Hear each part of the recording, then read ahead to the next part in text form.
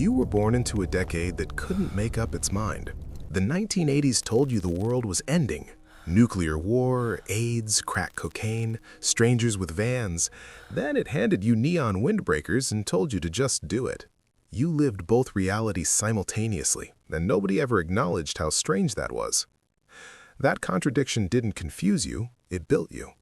If you were born between 1973 and 1980, you're the younger half of Gen X. And your story is fundamentally different from the Gen Xers born in the late 60s. They're often the ones who get the credit, the punk rockers, the Reagan-era cynics, but you're the ones who actually had to live with the consequences. Here's what your afternoons looked like. You got off the school bus, you let yourself in with the key around your neck, you made a snack, you turned on the TV, not to watch it, just so the silence stopped feeling like something.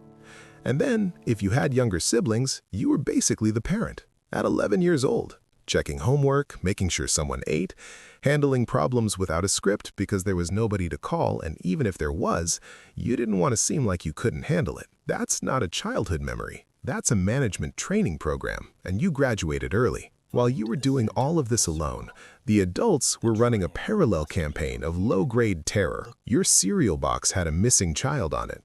Your school held fingerprinting days so you could be identified if something happened to you.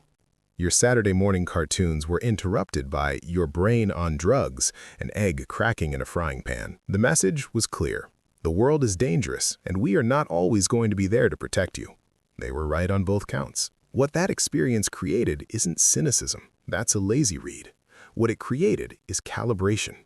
You became exceptionally good at reading rooms, detecting when authority figures were performing confidence they didn't actually have, and trusting your own. Then, the 90s happened. And for you specifically, the timing was everything. You were a teenager when the Berlin Wall fell. You were in high school or college when the economy started surging. You were the exact right age when the internet felt less like a tool and more like a frontier.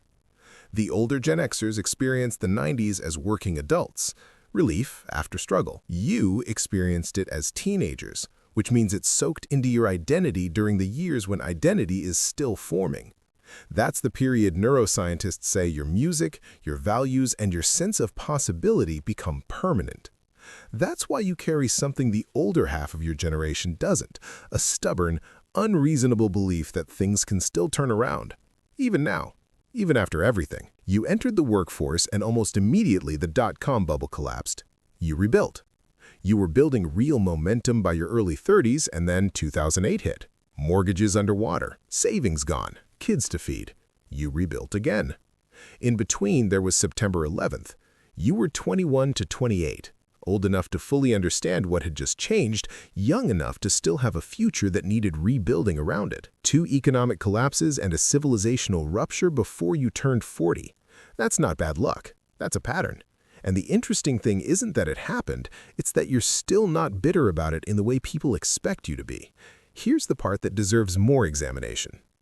You were the most unsupervised generation in American history. You roamed until dark. You solved your own problems. You got hurt and figured it out. Then you had kids, and you became some of the most involved, tracking, scheduling, monitoring parents in modern history. You know exactly why. You remember what it felt like when nobody was watching, and you decided your kids wouldn't feel that. Whether that was the right call is a separate conversation, but the psychology is clear. You didn't drift into helicopter parenting. You made a deliberate choice based on a very specific memory. You're adaptable in a way that isn't celebrated because it looks effortless. New industry, new technology, new crisis. You're already moving before most people have finished panicking. You're tired in a way that's hard to explain because it's not dramatic. It's cumulative. It's 30 years of being the person who handles it. But you're still here, still adjusting, still building. The kid who came home to an empty house and figured it out became an adult who does the same thing, just with higher stakes and less cereal. Drop your birth year below and tell me, which hit you harder, 2001 or 2008?